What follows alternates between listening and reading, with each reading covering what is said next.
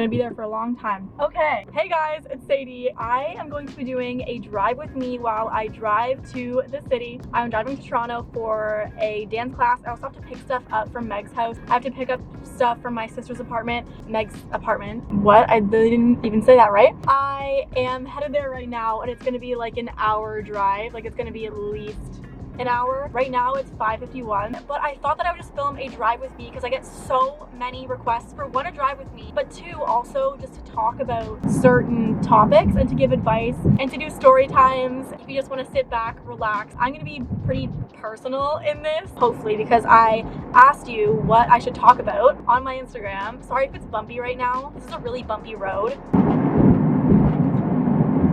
Anyways, I wrote down all of the interesting and like juicy things that you replied to my story, like that you wanted me to talk about, and I'm really excited to get started talking about this. So let's get right on into this video, and let me know if you want more of these, because I am always driving to Toronto. I'm always driving to the city. Just let me know and I will literally do it. I have my car tripod right now. I have a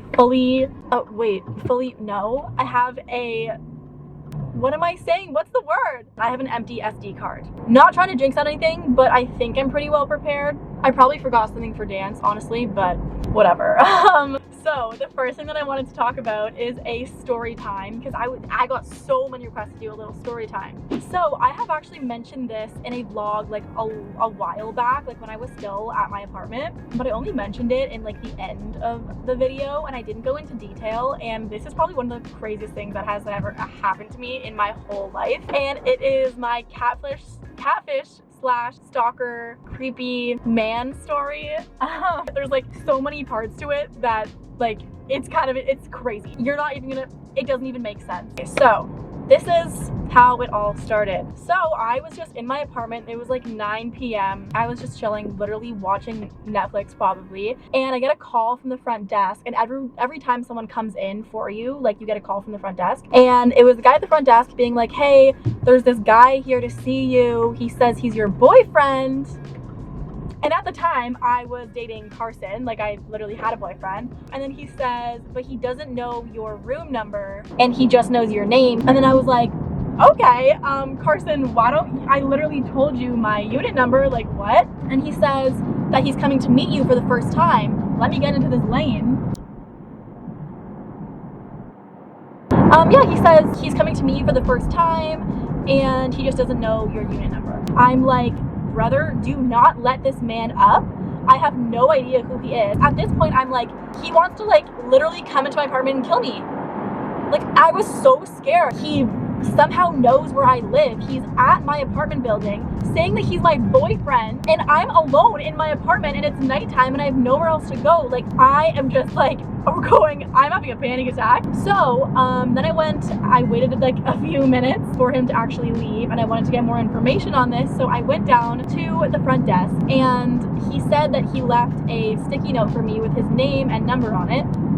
Okay, the front desk guy told me that this guy said he was my boyfriend and that you've been chatting online on Facebook, and he's finally in Canada now and he wanted to come see you. And I was like, awesome. I go back up to my apartment and I call my sister. My sister lives like a few minutes away. I call her and I'm like, Toria, what is going on? Like, who is this man? What do I do? Do I call the cops? And I had his name, like it said his name on the piece of paper. So I was like, he said his name was this. And then Toria's like, wait a second, where do I know that name from? Then she looked through her, I think it was her Instagram DMs, where there was this guy that was DMing her, basically saying like, oh, you're my girlfriend's sister. I don't even know what he was asking, but he just kept DMing her. He got her phone number, like her WhatsApp number. He was texting my friends, like he was trying to get a hold of my friends, my family. He was everywhere. And I looked through my email because I remember that name too. And I was like, why does that sound so familiar? And I see this email from the guy with that name, and it says, hey, Jessica, I finally moved to Toronto. We can finally meet up and get coffee. I can't wait to see you, my love, like beautiful queen angel, sugar and spice. Does this man actually think I'm his boyfriend? Why is he calling me Jessica? So many unanswered questions. I feel so unsafe with him knowing exactly where I live and me not knowing anything about him. and what his issue is. Oh, something I forgot to mention is he mentioned in his email that he had moved from Jordan, all the way from Jordan, which is so far away, and he moved to Toronto for school. And now he's so excited because now we can see each other and we can date, like, in person. Like, what? That is like the scariest part. We find his Facebook account because he actually sent his own Facebook account to my sister in the DM. So she goes to the Facebook account and we find it, and we find like who he's following, who he comments on, and there is my face, like my profile picture on this girl named Jessica's Facebook page. So it is this girl that is catfishing as me on Facebook, talking to a bunch of old men in exchange for, I don't know, you can maybe guess, but like money, companionship, attention. But she was posting photos of me on this Facebook, but with the name Jessica. So basically posing as me, and she had been talking to this guy, like dating this guy over Facebook, making him think that he's dating me and like my face and like what I look like. And I guess once he told her that he was going to move to Toronto to, one, go to school, and two, date me, she shut the page down because she probably realized, wow, this is actually getting pretty serious, probably shouldn't be doing this, which is pretty smart, Jessica. So happy you found that out, girl. At this point, I called the cops. The police actually came to my apartment same day. I met them in the lobby and I told them everything that had happened. And once they realized that he moved all the way from Jordan to here, they got really concerned because they were like, if he's willing to do that, like what else is he willing to do? And they found out that he only got to Toronto that day. And the first thing he did was come to my apartment. Like, I'm so scared. So they actually go to where he's staying, go to his house, and they explained, hey, you got catfish, that is not her, you are not dating this girl that's in these photos, it was impersonation, and you can't go to the building, and you can't go anywhere near her. He'll basically have to be sent back if he ever tries to do this again. And the crazy thing is he was very apologetic, and he was very sincere in like, oh my god, I had no idea, I literally thought that I was dating this girl and that this girl was my girlfriend, and that like he wasn't doing anything wrong. And the police actually like trusted him, and they were like, yeah, he seemed really sorry. He said, please tell her that I apologize and I didn't mean to scare her. And he was actually really nice about it, which I just find so funny. It turned out to be really sweet. But yeah, so then the police called me that same day. He's like, he's not gonna bother you anymore. It was just a misunderstanding, and he understands that he can't be seen, or he can't come near you, and he can't go back to your apartment building. I was like, awesome. And that is the story on how someone catfished, and this guy thought he was dating me, so we moved to Canada. And yeah, that's probably like one of the craziest things that had ever happened to me, like in my life. I had all of those like weird homeless men that would hug me, but that was definitely topping my list. So that's my little story time for you. So this is a topic that is so relevant right now, I feel like, especially for summer, like summer coming up, and you want to go out with your friends, but you also want to be on top of your health game and just focusing on yourself.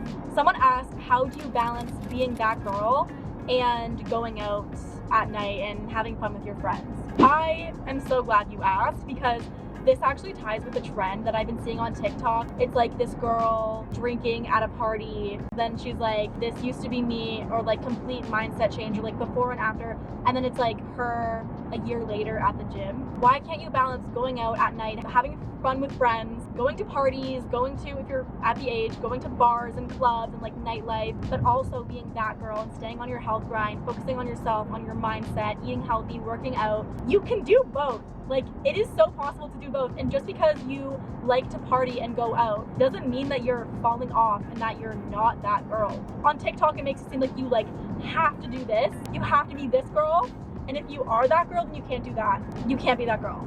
So not true. And I think the way to balance it is honestly just to like make your priorities known to yourself and like keep promises to yourself. Like for me, even when I don't really like feel like working out, I will keep a promise to myself that I made at the beginning of like my health journey, that girl journey, whatever you want to call it. So it's like I am being loyal to that person. I'm being loyal to that past version of myself that said, I want to work out, I want to eat clean. I'm showing myself respect, honestly, by being that girl. And literally a promise to yourself can be, I promised myself that I would let myself go out with my friends, no matter how many workouts I did that week, or no matter if I missed a workout, no matter what I ate that week, I'm still gonna allow myself to go out. So keeping promises to yourself, know what your priorities are, and like respecting those priorities that you make, like priorities on both ends, like making sure that you plan it out so that in your mind you're like, okay, I had a balanced week, like I feel so freaking good.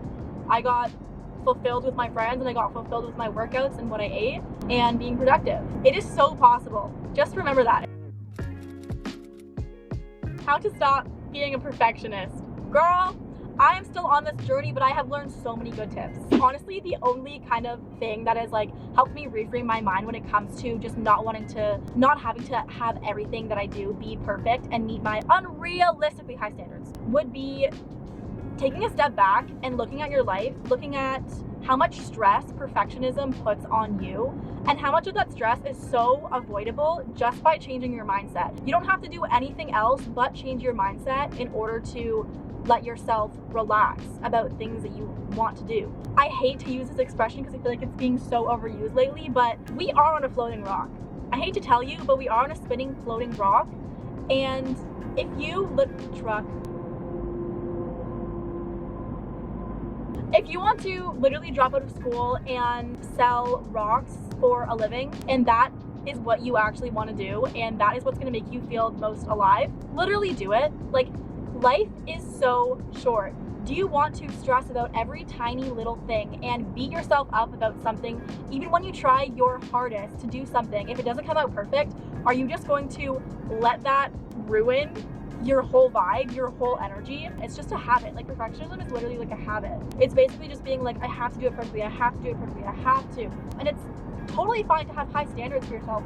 I'm not saying that you shouldn't like lower that, but I'm saying that perfectionism is almost just never being completely happy with what you do. Because I feel like perfectionists, even when they do something perfectly, there's always going to be more that could have been done. It's just like something that you're chasing is never going to exist. So floating rock, that's all I can say. Like, you don't want to be constantly putting that stress on yourself. There are so many other things that can cause stress in your life. You shouldn't be making life worse. You shouldn't be making yourself even more stressed. Okay, goals for 2022. Okay, I'm glad you asked because I actually journaled on this in the beginning of 2022. I made so many goals that aren't even, I guess, not even tangible goals. So the first one is to get into university, which I did. I'm gonna make a whole video on that. I actually heard back. I can't even say it, Kate. I'm gonna make a whole video on that soon. So get into university, did that. I also have a goal of meeting amazing people. I have this affirmation where it's like, I attract the most amazing people, telling myself that every single day. And honestly, it is kind of working. Like, I feel like when I go out in the city, I have attracted so many cool people, so many amazing people and experiences from COVID and not going to university and being kind of stuck in my apartment in Toronto and living by myself. I got very lonely.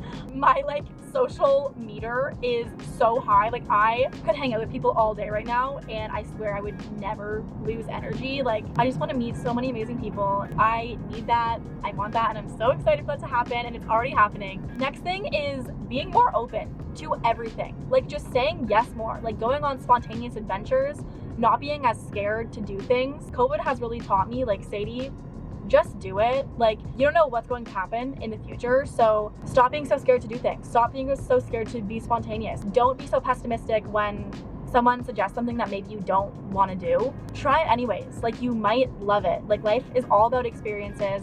Don't let experiences pass you by. Just have an open mind. Next thing is to just live life for myself. I literally am just trying to not really care about anyone's opinions and just live life only to fulfill myself and to make myself happy, because that is, like, I genuinely think every human was put on this earth to feel fulfilled and happy and to experience the best things that life has to offer. That is literally my goal, just to live life for myself, be able to say that I am choosing my life and I am actively present in every moment instead of just being robotic and kind of doing everything automatically and just gliding through life. I want to be able to say that I like chose it. Next thing is I want to dance more. I miss dance so much. Obviously, I'm driving to Toronto just to do a dance class right now, and because I miss it so much, it helps clear my mind. I get so inspired when I dance. It's the best workout, and I feel amazing afterwards, and I just miss it so much. Next is to journal more and not be afraid of shadow work. Like, I was always afraid of shadow work, which is basically working through like the limiting and the darkness side of your spirituality or yourself. I was always scared to journal on them because I just felt like if I focused on them, then they would expand. But no, like, you have to work through those things so you can up level and you can become the next, you know, the better, higher version of yourself. Like, just keep up leveling and up leveling. And I also want to just like be my own cheerleader. Like, I want to think of myself as another person that I want to send so much love to. Like, I want to treat myself as someone that I love, which is what Spencer Barbosa, she always says this, and I love that. I want to be my own biggest supporter. Like, I want to just be able to do whatever I want and just believe that I can, and like be my own biggest cheerleader, cheer myself on, do the things that I want. And the last thing is to read more. Because honestly, when I was reading so much, I swear my vocabulary, it grew by like 6 times, I swear. And reading makes you like notice more things in your life, and it helps you just like escape and just like relax your mind from all the other things you have to think about, especially like law of attraction and like self-growth books. I am super into, and I want to read more of those. So comment down below any books that you like in that genre, please, because I want to read more. Someone said talk about life changes, losing friends, life struggles, going through hard times, health. Okay, I understand this, and I used to let every single obstacle get me so down. Like, I swear my emotions would go like this. But what actually, I don't even know if this is good advice, honestly, but what actually has helped me, and it's funny because the way I realized this was because I talked to my friends when I was like struggling, and they made the situation so much more lighthearted, and they weren't treating everything so seriously. And what I can say is that everything that you go through, like even the worst times of your life, you're allowed to laugh it off. You're allowed to literally be like, what the freak was that? Like, it adds to the plot. Like, that means that you're just a really interesting main character. Honestly, I'd rather be the main character in a book that someone actually wants to read than a main character in a book that someone's gonna fall asleep reading. How do I put myself first and not feel guilty? I'm finally starting to realize how good it is for other people when you put yourself first. Like, it is not selfish at all. Putting yourself and your needs, happiness, energy, peace, mindfulness before someone else is like filling your cup before you can pour into anyone else's. That truly benefits everyone, because when you're feeling your best, you have the most love and bright energy to send out to everyone else. And when you are feeling so drained and not in the right headspace and frazzled and down on yourself and not confident, just kind of been bending for everyone, it doesn't make you feel good. It won't give you any good energy to give to anyone else. You taking care of yourself and making sure that you set boundaries and you're respecting them for yourself is so good for other people. Like, it's the best thing you can do for other people. Once you're doing the best for you, you're doing the best for the rest of the world. I promise you. Okay, fave songs and artists. Guys, I'm not even like sad, but I feel like I'm obsessed with sad songs. It's just because of Tate McRae. Honestly, I am in love with her. Like, I literally cannot get enough of her songs. I think she's actually releasing an album soon. So, and then I've also been listening to a lot of like Olivia Rodrigo, just for like no reason. Honestly, I think it's because I go for a lot of night drives, and at night drives, I want to listen to those feelsy kind of songs. So if you want songs like that, listen to my Bro I Might Cry playlist on Spotify. Listen to my Escape Earth for a Sec playlist on Spotify. It is so good. It's like Euphoria kind of themed songs. Just like the best vibey music. I can't even explain it. But also Sean Paul, Temperature, Get Busy. I've been loving those, especially for workouts. But honestly, Tate McRae, hitting it out of the water. How to hype yourself up in the morning. Okay, I'm gonna give you my little best hype secrets.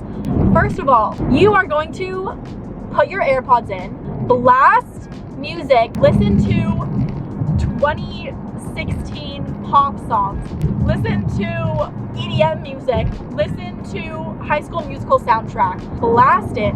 It will 100% change your mood. It honestly transforms you. Music literally transports you into a different era. Then you need to get moving. I'm sorry, but workouts in the morning, there's nothing like it. It's like getting things flowing. You're like taking action. You're getting the highest vibe. Like, it genuinely does help, and I can so see how that would make your manifestations work faster. Having your little morning routine where you splash your face with water, you get all clean, you put deodorant on, you put perfume on, you make yourself feel so clean, kind of pampering yourself in the morning and like pampering yourself, your mind. You already did a workout, you feel the endorphins running, you're so energized. That is how I would say that you create like a hype kind of mindset. Then I got a little question on relationship, dating, boy update. This was literally maybe like 40% of the questions. I don't have a boyfriend, let's just put that out there. But there could be something happening. The ball could be rolling a bit. There could be a male. There could be some communication there. We could be moving forward there. And that is that. Update coming soon. And the last question that I want to talk about is, how do you actually motivate yourself to work out and eat healthy? I could never create a mindset or something that could long-term motivate me to work out and to eat healthy. I would just get these bursts of, okay, I want to work out. Okay, I want to eat healthy. Okay, I want to work out. And then I would go up and down, and I would not stick to it. I had to get to the root of the problem, and I literally wrote a list of why I wanted to work out, why I wanted to eat healthy, and a lot of the points on that list were just because working out and eating healthy, aside from all of the health benefits that they give you, it honestly makes you feel like you are that girl.